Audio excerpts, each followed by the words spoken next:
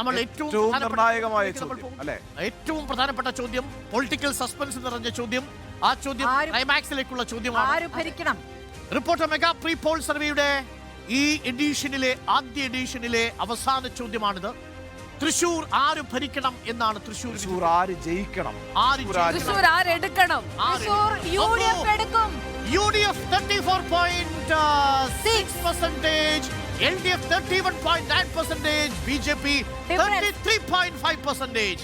ശക്തമായ ത്രികോണ മത്സരം, ഇഞ്ചോടിഞ്ച് മത്സരം നടക്കുന്നത് UDF-ഉം NDA-യും തമ്മിലാണ്. കേവലം 1.1%. അതായത് 95,000 വോട്ടിന്റെ ഭൂരിപക്ഷത്തിൽ 2019 ജയിച്ച TN പ്രതാപൻ ഇക്കുറി ജയിക്കുകയാണെങ്കിൽ ഭൂരിപക്ഷം എത്രയായിരിക്കും അറിയാവോ? 10,000 ആയിരിക്കും. ഇനി മറിച്ചാണെങ്കിലും 10,000 ആയിരിക്കും. അതായത് VS സുനിൽകുമാർ വരുന്നതിന് മുൻപ് കളത്തിൽ ഇറങ്ങുന്നതിന് മുമ്പുള്ള ഒരു സർവേ ഫലമാണ്. VS സുനിൽകുമാറും ഒട്ടും മോശമല്ല, ഒരുപക്ഷെ CP ഒട്ടും മോശമല്ല, പിന്നിൽ തന്നെയുണ്ട് 31.9%. അതായത് ദിവസങ്ങളിലെ പോകുന്ന നീക്കങ്ങൾ നിർണായകമാണ്. സുനിൽകുമാർ വരുന്നത് വഴി 1% വർധനയാണ് അവരുടെ വോട്ട് ബാങ്കിൽ ഉണ്ടാകുന്നത്. നമുക്കിപ്പോൾ കഴിഞ്ഞ പ്രാവശ്യം 30.9, 31 എടുക്കാം. ഈ പ്രാവശ്യം നമ്മളുടെ സർവേ അനുസരിച്ച് 31.9%.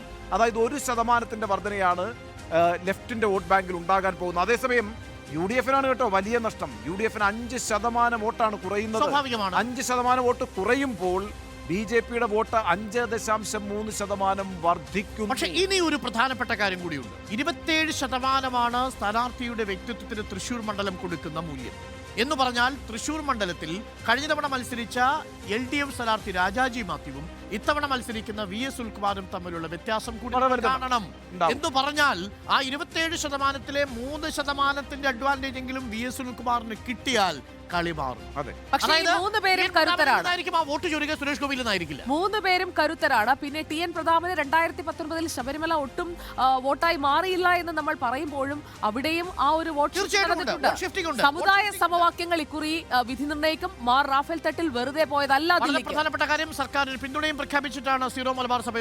മാർ റാഫേൽ തട്ടിൽ ഇത്തവണ ഡിസിസീവ് ഫാക്ടർ ആകും തൃശ്ശൂർ. വളരെ പ്രധാനപ്പെട്ടതാണ്. ജെയ്സൺ ആണ് നമുക്കൊപ്പം ചേരുന്നത്. ജെയ്സൺ ചമവളപ്പിൽ തത്സമയം ചേരുന്നുണ്ട്. ജെയ്സൺ, തൃശൂർ ആരെടുക്കുമെന്ന ചോദ്യത്തിന് സുരേഷ് ഗോപി എടുക്കുമെന്നോ, VS സുനിൽകുമാർ എടുക്കുമെന്നോ, TN പ്രതാപൻ എടുക്കുമെന്നോ നമുക്ക് ഒറ്റനോട്ടത്തിൽ പറയാൻ കഴിയില്ലെങ്കിലും ഇപ്പോഴും ഒരു നേരിയ മേൽക്കൈ UDF-നുണ്ട് തൃശൂർ മണ്ഡലത്തിൽ.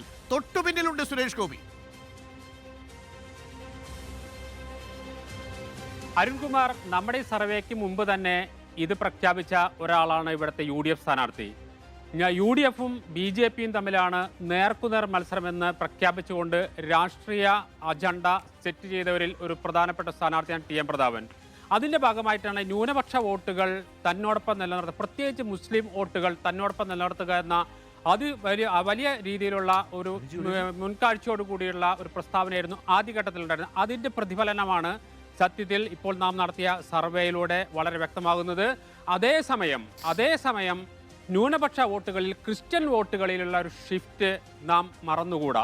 കാരണം തൃശ്ശൂരിൽ നമുക്ക് പല സ്ഥലങ്ങളിലൊക്കെ സംസാരിക്കുമ്പോൾ നമുക്ക് കിട്ടുന്ന ഒരു ഒരു ഒരു ഒരു മറുപടി എന്ന് പറയുന്നത് എന്തുകൊണ്ട് സുരേഷ് ഗോപിക്ക് കൂടി വോട്ട് ചെയ്തുകൂടാ എന്ന മറുപടി പല സ്ഥലങ്ങളിൽ നിന്നും വരുന്നത് ഒരു യാഥാർത്ഥ്യമാണ് എന്നതിൻ്റെ ഒരു പ്രതിഫലനമായിട്ട് വേണം നമ്മുടെ സർവേ വിലയിരുത്താൻ. അതേസമയം 3 സ്ഥാനാർത്ഥികളും ഒരുപോലെ ശക്തരാണ്. 2 സ്ഥാനാർത്ഥികൾ തിരഞ്ഞെടുപ്പിൽ ഒരിക്കൽ പോലും പരാജയം രുചിക്കാത്തവരാണ്. VS സുനിൽകുമാർ 3 തവണ MLA, അതിൽ 1 തവണ മന്ത്രി. TN പ്രതാപൻ 3 തവണ MLA, 1 തവണ MP. അതിൽ സുരേഷ് ഗോപിയുടെ പ്രത്യേകത എന്ന് പറയുന്നത് കഴിഞ്ഞ ലോക്സഭാ തെരഞ്ഞെടുപ്പിലും നിയമസഭാ തെരഞ്ഞെടുപ്പിലും ശക്തമായ മത്സരം കാഴ്ചവെക്കുകയും പിന്നീട് 5 വർഷവും തൃശ്ശൂർ മണ്ഡലം ഫോക്കസ് ചെയ്തുകൊണ്ട് വിവിധ പരിപാടികളിൽ പങ്കെടുത്ത് തൻ്റെ സാന്നിധ്യം നിരന്തരം ഉറപ്പിക്കുകയും ചെയ്യുന്ന ഒരു പ്രധാനപ്പെട്ട ഒരു പ്രവർത്തനം അദ്ദേഹം കാഴ്ചവെക്കും. ഇതിനും അപ്പുറത്ത് BJP-യുടെ ഏറ്റവും വലിയ തന്ത്രം എന്ന് പറയുന്നത് തൃശ്ശൂരിനൊരു കേന്ദ്രമന്ത്രി എന്ന പ്രചരണമാണ് അവർ ഫോക്കസ് ചെയ്യുന്നത്. മണലൂർ മണ്ഡലത്തിലെ, തൃശ്ശൂർ ലോക്സഭാ മണ്ഡലത്തിൽ ഉൾപ്പെടുന്ന മണലൂർ മണ്ഡലത്തിലെ ചുമരുകളിൽ ഏതാണ്ട് 50% ചുവരെഴുത്തുകൾ പൂർത്തിയായി കഴിഞ്ഞു. തൃശ്ശൂരിനൊരു കേന്ദ്രമന്ത്രി, മോദിയുടെ ഗ്യാരണ്ടി. ഇത് 7 നിയമസഭാ മണ്ഡലങ്ങളിലും വ്യാപകമായി ചുവരെഴുത്താൻ തന്നെയാണ് BJP-യുടെ തീരുമാനം. അതിലൂടെ ആളുകളുടെ ഉള്ളിൽ വന്നിരിക്കുന്ന ചെറിയ ചാഞ്ചാട്ടത്തെ തങ്ങളിലേക്ക് അടുപ്പിക്കാൻ കഴിയുമെന്ന ഉറച്ച വിശ്വാസം സുരേഷ് ഗോപിക്കും ജയ്സൺ, ഒരു കാര്യം കൂടി, മാത്രമല്ല VS സുരേഷ് ഗോപിയുടെ ഒരു ക്ലീൻ സുനിൽകുമാറായിരിക്കും ഇമേജ് ആണ് തൃശ്ശൂരിൽ മത്സരിക്കുക എന്നുള്ളത് ഏറെക്കുറെ ഉറപ്പായി കഴിഞ്ഞിരിക്കുന്നു. ഞാൻ മനസ്സിലാക്കുന്നത് സുനിൽകുമാർ അതിന്റെയൊക്കെ മുന്നൊരുക്കങ്ങളും ആരംഭിച്ചു കഴിഞ്ഞിട്ടുണ്ട്. എങ്ങനെയാണ് ജയ്സൺ അവിടുന്ന് റിപ്പോർട്ട് ചെയ്തുകൊണ്ടിരിക്കുന്ന ആളാണ്, ആ ഒരു മാറ്റം എന്ത് ഇഫക്റ്റ് ഉണ്ടാക്കും? സത്യത്തിൽ LDFന് VS സുനിൽകുമാറിനെ ഒഴിവാക്കിക്കൊണ്ടൊരു സ്ഥാനാർത്ഥി ഇത്തവണ തൃശ്ശൂരിലില്ല. VS സുനിൽകുമാർ അല്ല സ്ഥാനാർത്ഥിയെങ്കിൽ ഇപ്പോൾ നമുക്ക് തിരഞ്ഞെടുപ്പ് ഫലം പ്രഖ്യാപിക്കുന്ന രീതിയിലേക്ക് എത്തുമായിരുന്നു. അത്രയേറെ ശക്തനായ ഒരു സ്ഥാനാർത്ഥിയാണ്. ഓരോ മുക്കിലും മൂലയിലും സുപരിചിതനായ ഒരു സ്ഥാനാർത്ഥിയാണ്. എല്ലാവരുമായും ഏറ്റവും അടുത്ത ബന്ധം, ഏറ്റവും സ്നേഹബന്ധം സൂക്ഷിക്കുന്ന ഒരു സ്ഥാനാർത്ഥിയാണ്. അതുകൊണ്ട് തന്നെയാണ് ഈ വളരെ നേരിയ മാർജിനിൽ മാത്രം ഇതിന്റെ ഇപ്പം നമ്മുടെ സർവേ ഫലം തന്നെ വ്യക്തമാക്കുന്നത് VS സുനിൽകുമാർ അല്ലാതെ ഒരു സ്ഥാനാർത്ഥിയെ LDFന് ചിന്തിക്കാൻ പോലും കഴിയാത്ത ഒരു സാഹചര്യമുണ്ട്. VS സുനിൽകുമാർ രംഗത്തിറങ്ങി കഴിഞ്ഞാൽ ഒരുപക്ഷെ ഈ സർവേ ഫലങ്ങളിലെ വലിയ രീതിയിലുള്ള മാറ്റങ്ങൾ സംഭവിച്ചു കൂടായികയില്ല. അതുകൊണ്ടാണ് ഞാൻ നേരത്തെ പറഞ്ഞത് 3 പേരും ഒരേപോലെ ബലാബലത്തിലുള്ളവരാണ്, 2 പേർ പരാജയം അറിയാത്ത ആളുകളാണ്. എന്നാൽ ഈ തിരഞ്ഞെടുപ്പ് ഫലം വന്നു കഴിഞ്ഞാൽ പ്രധാനപ്പെട്ട ഘടകങ്ങൾ തൃശ്ശൂർ മണ്ഡലത്തിൽ നിർണായകമാണ് സർവേ പ്രകാരം. 1 സ്ഥാനാർത്ഥിയുടെ വ്യക്തിത്വം, 2 ന്യൂനപക്ഷ വോട്ടുകളുടെ പിന്തുണ, മൂന്നാമത്തെ പ്രധാനപ്പെട്ട കാര്യം സർക്കാരിനെതിരായിട്ടുള്ള ഭരണവിരുദ്ധ വികാരം. ഈ 3 ഘടകങ്ങൾ എങ്ങോട്ടേക്കൊക്കെ ചലിക്കുമെന്നതിനെ ആശ്രയിച്ചിരിക്കും ഈ റിസൾട്ട് എന്ന് പറയുന്നത്. അതിൽ കരുത്തന്മാരെ കടപുഴക്കിയ ചരിത്രമുണ്ട് തൃശ്ശൂരിന്. വി രാഘവൻ ആരെ തോൽപ്പിച്ചത്? സാക്ഷാൽ ഇതിൽ നേരത്തെ നമ്മൾ VS സുനിൽകുമാർ ലോക്സഭയിലേക്ക് കന്യാംഗമാണ്, ആദ്യമായാണ് മത്സരിക്കുന്നത്. പക്ഷേ ചേർപ്പ്, കയ്പമംഗലം, തൃശ്ശൂർ 3 നിയമസഭാ മണ്ഡലങ്ങളിലും ജയിച്ചിട്ടുണ്ട്. 3 നിയമസഭാ മണ്ഡലങ്ങളിലും ജയിച്ചിട്ടുണ്ട്. മണ്ഡലത്തിൽ തോൽവി അറിയാത്ത സ്ഥാനാർത്ഥിയാണ്. 3 തവണ, മൂന്നാമത്തെ തവണ കൃഷിമന്ത്രിയുമായി. മാത്രമല്ല 2 ഇമേജാണ്. ഒന്ന് സുരേഷ് ഗോപിക്കുള്ളൊരു ഇമേജും VS സുനിൽകുമാറിനുള്ള ഇമേജും 2-2ആണ്. തോളിൽ കൈയിട്ട് നടക്കുന്ന VS സുനിൽകുമാറാണ്. മറ്റൊരു ആരാധനയോടുകൂടി നോക്കിക്കാണുന്ന ഒരാളാണ്. ഞാൻ വിചാരിക്കുന്നത് കേരളത്തിൽ തീപാറുന്ന പോരാട്ടം യഥാർത്ഥത്തിൽ നടക്കുന്നത് തൃശ്ശൂരാണ്.